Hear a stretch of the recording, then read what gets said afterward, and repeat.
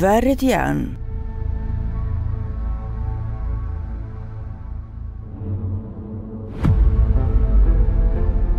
por jo të 81 të mbyturit gjenden aty. Ne shkojmë te vorrezat se u kemi bërë nga një vorrez bosh.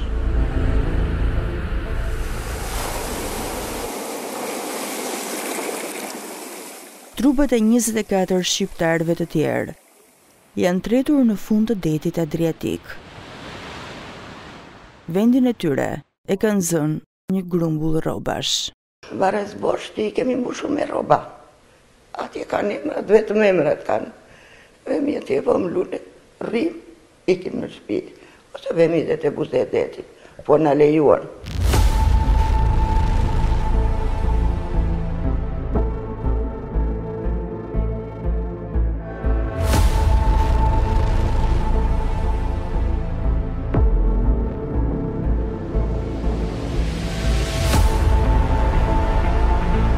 Kjo është historia e një prej tragjedive më të rënda të emigrimit shqiptar në 30 vitet e fundit, që ndodhi në kulmin e revoltave dhe zhgënjimeve të një populli të tërë.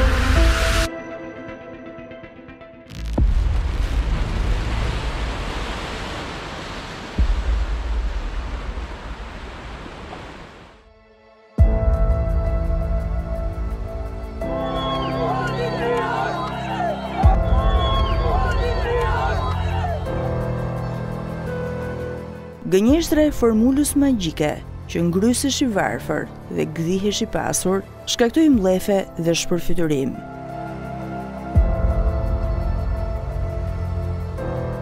Njerëzit depozituan afro 1.2 miliard dollar në 25 firmat piramidale. Pothuajse të gjithë drejtuesit e këtyre firmave nuk e kishin nivelin e duhur arsimor.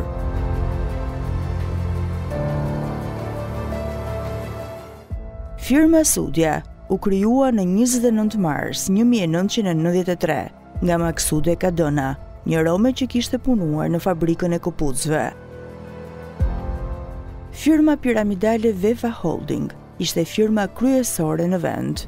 Ajo u krijua në 29 mars të vitit 1994 nga Vebia Limuça, i cili në vitin 1990 merri me mallra industrial me shumicë dhe artikuj të tjerë për tregti. Firma Gjallica u krijua nga 3 ish efektiv të sigurimit të shtetit me origjinë nga Kuksi. Presidente e kësaj firme ishte Shemsie Kadria. Firma Demokracia Popullore Xhaferi u krijua në vitin 1995. Drejtuesi i saj Rapush Xhaferi mori nofkën generali. Gjata ashtu quajturës parajs 3 vjeçare ekonomike financiare, njerëzit shitën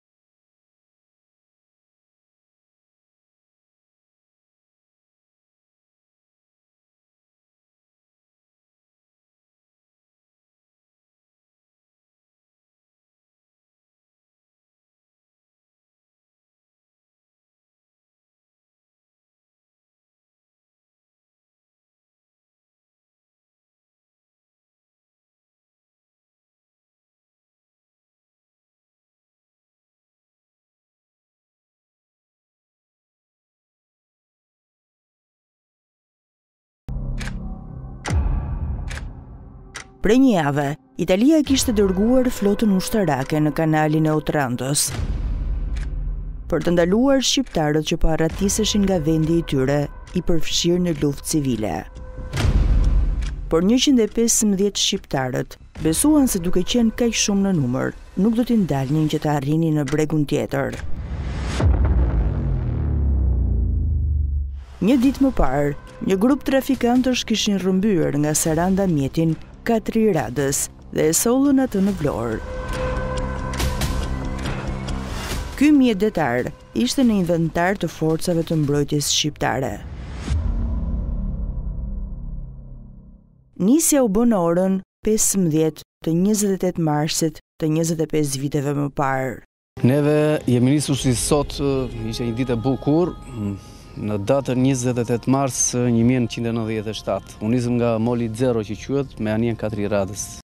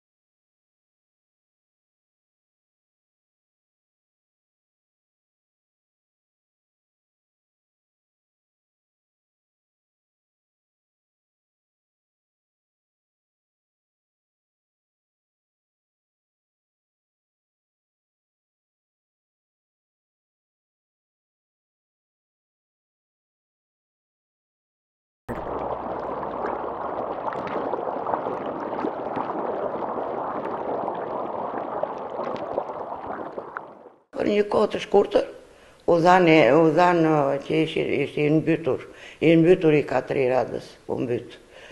Edhe foli emrat, të gjithë. Komshinët kishin dëgjuar, kishin ardhur jashtë derës tonë dhe rrinin në qetësi, mos i dëgjonim ne. Mua me ishin mbledhur fëmijët kështu, edhe rrinim, bënim asnjë zhurmë. E morën vesh që në mëngjes ishin larguar edhe në darkë në orën 8 qerek morën vesh që ishte mbitur një anije. E dinim që motra ishte larguar me këtë anije, edhe në mëngjes pastaj u dhanë emrat të mbijetuarve. Në të mbijetuarit që buri motrës. Motra ishte 30 vjeçe, njëri djalë 10, tjetri 2.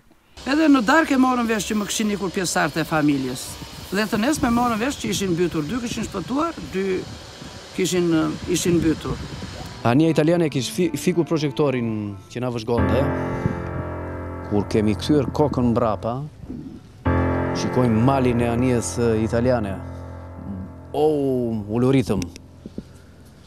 Na goditi. I bëri një grop anijes tu në fund rreth 50 cm. Ania u batua, disa trupa unë personalisht u gjenda rreth gjysmore larg anijes, disa ipën mbi anien rreth 15 veta. Për sa kohë mbyt ania? Për 8 minuta. 8 minuta ania qëndroi ribaltuar, kështu që ania italiane me pajisjet që kishe, një anie moderne, duhet ta ganxonte anien shqiptare, mos ta lindte të vende fundetit. Duke notuar, unë kape mbas një litari, ata ja hodhën një rrjet pasi kishë mbaruar çdo gjë. Atëherë ne shpëtuan 34 veta. 2 fëmbra edhe të tjerët ishin meshkuj. Unë humba gruan, fëmijën, vllaim, gruan dhe 3 fëmijë. Një masakër. Çfarë ndodhi atë natë? U goditën? Po, është goditur, e kam parë vetë, dhe goditjen, 2 goditje, jo një goditje, se unë kam vajtur në Itali, kemi vajtur te ania, që e bë italiani se shteti jonë nuk e mori këtu, po e ka bërë atje ku i mbyti, ata që u mbytën, ne do marrëm leje të vemi te ania jonë, që na ikën njerëzit tanë.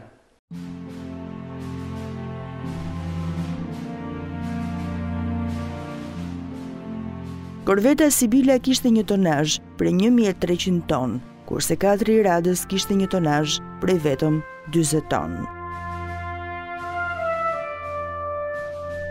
Unë isha në pjesën e mbrasme të anijes bashkë me një 3-4 veta. Ishte errësirë. Mbas mbytjes së 4 të Radës, ndihma e korvetës Sibila nuk ishte e menjëhershme.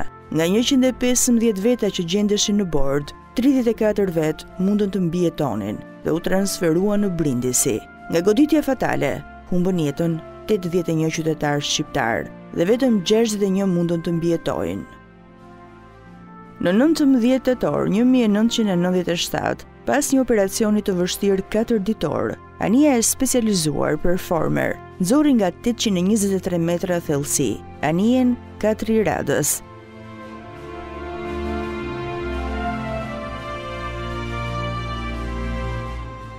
Brenda në anije u gjendën 58 trupa, kryesisht gra e fëmijë.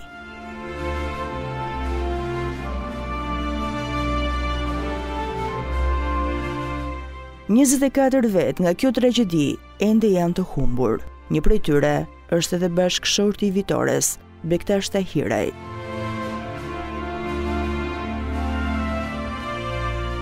Trupi i burrit tuaj u gjet? Jo. Nuk u gjetë. Jo imi, po 24. Jo imi, po 24, nuk u gjendën fare.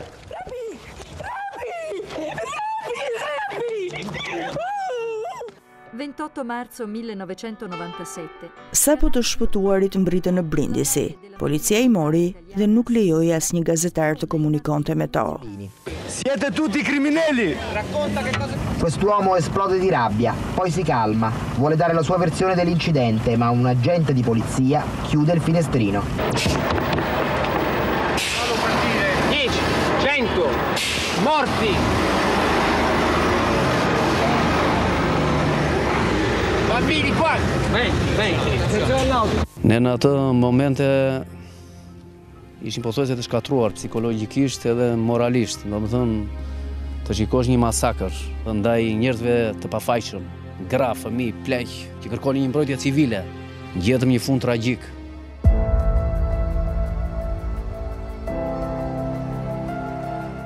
Marina luftarake italiane, menjëherë në datën 29 mars 1997, nisi një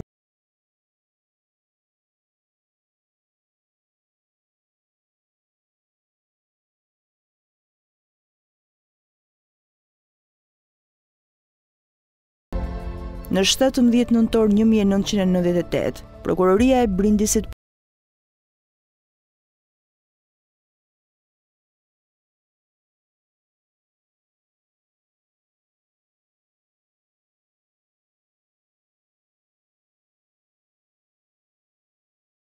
Dadio, komandanti korvetës Sibila, të dënohet me 3 vjet heqje lirie.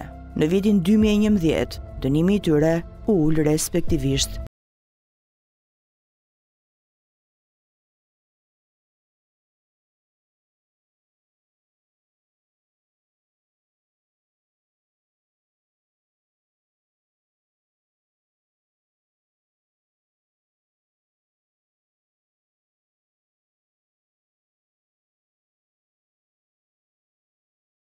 Mua dhe 23 tjerë nuk na qasni të futeshin brënda, se nuk njifeshin.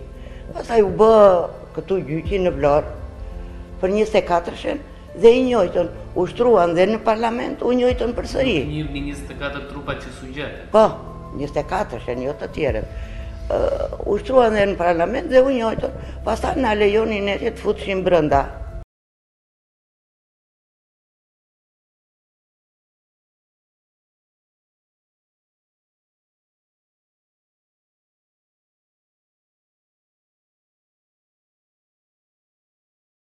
Matere edhe i rrita. Sot 25 vjet më pas,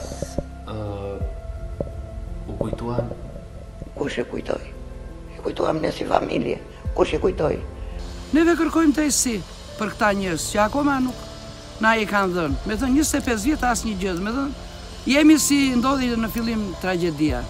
Me thënë nuk kemi asnjë përkraj, as kryetar, as tuti, as tu. Ja, e shkoj vetë gjendjen ti, asnjë gjë sot. Asnjë kujtim, asnjë gjë as nga shteti, as nga pushtetarët, në asnjë gjë. Na la në rrugë, domethënë, si andej në proceset gjyqësore edhe këtu që jemi. Jo, nuk është vënë. Nuk është vënë, përderisa nuk kemi parë asnjëri mbrapa hekurave, përderisa nuk kemi parë asnjë shpërblim për këta të vdekur që kanë humbur jetën, do të thotë që drejtësia nuk është vënë. Për çfarë morën i gënjyn me babajin, e gënjyn kështu ja dhanë në dorë ca të rrime kështu. Asgjë. Procese gjyqësore vijoni apo? Procese po çfarë me argju kot, po është e lartë, i kemi përsërit me certifikata, gjëra. Kot i kanë.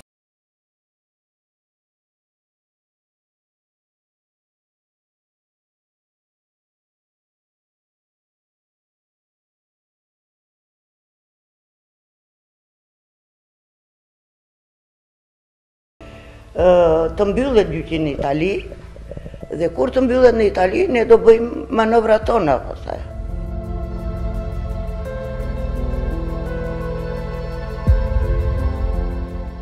Në 21 janar 2012, në qytetin e Otrantos u inaugurua monumenti i emigracionit, i krijuar nga skulptor